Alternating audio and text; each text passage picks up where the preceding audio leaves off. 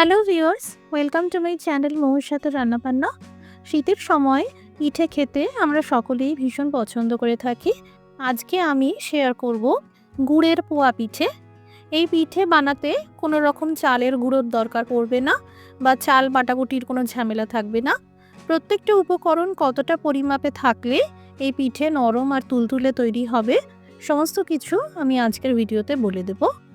আজকের রেসিপিটি ভালো লাগলে একটা লাইক দিয়ে দেবেন, আর চ্যানেলে নতুন এসে থাকলে চ্যানেলটি সাবস্ক্রাইব করে নেবেন।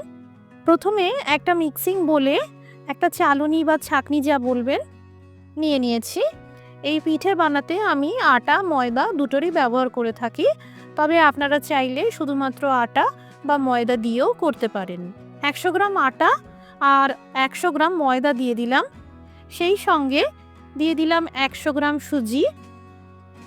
সামান্য লবণ দিয়ে মিশিয়ে নেব। যদি শুধু আটা দেন বা ময়দা দেন তাহলে 100 গ্রাম সুজির দ্বিগুণ পরিমাণে দিতে হবে, অর্থাৎ 200 গ্রাম। এখানে রুম টেম্পারেচারে রাখা দুধের ব্যবহার করলে সব থেকে ভালো। আমি টোটাল 300 ml দুধ দিয়ে করব। অল্প করে করে দিয়ে মিশিয়ে নিতে থাকবো। সুজি আটা ময়দা তিনটি টোটাল করলে হয় 300 গ্রাম, তাই তার সম পরিমাণে 300 ml দুধ নিয়েছি। তবে এখানে দুধের সাথে সামান্য জল মিশিয়ে বা শুধু জল দিয়েও পিঠে বানানো যাবে। এই ব্যাটার তৈরি করার সময় খেয়াল রাখবে কোনো রকম গুঠলি বা দলা না থাকে। এই ব্যাটারে এবার দিয়ে দেবো পাটালি গুড়। যতটা মিষ্টি পছন্দ করেন সেই বুঝে গুড়ের ব্যবহার করবেন। আমি এখানে টোটাল 30 গ্রাম মতন গুড় দিয়ে দিলাম। ভালো করে মিশিয়ে নিলাম। এই ব্যাটার কমপক্ষে 1 ঘন্টা থেকে 2 ঘন্টা রাখলে সব থেকে ভালো, তবে যদি খুব তাড়া থাকে তাহলে আধা ঘন্টা রাখলেও হবে। ব্যাটার খুব ভালোভাবে সেট হয়ে গেছে আর সুজির প্রত্যেকটা দানা সফট হয়ে গেছে। এবার সামান্য মৌরি দিয়ে দিলাম, এতে পিঠে খেতে ভালো লাগবে। এদিকে কড়াইতে তেল গরম হতে দিয়েছি। মাঝারি থেকে জোর আঁচে রেখে 1 হাতা ব্যাটার ঢেলে দিলাম। এই পিঠের একদিকটা ভালো করে ভাজতে দিতে হবে।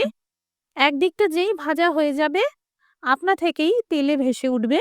হাতা দিয়ে এইভাবে তেল একটু ঠেলে ঠেলে দিলে পিঠে ভাজাটা ভালো হবে। এই দেখুন পিঠে কতটা সুন্দর করে ফুলে গেছে। এবার ভালো করে তেল ঝরিয়ে তুলে নেব।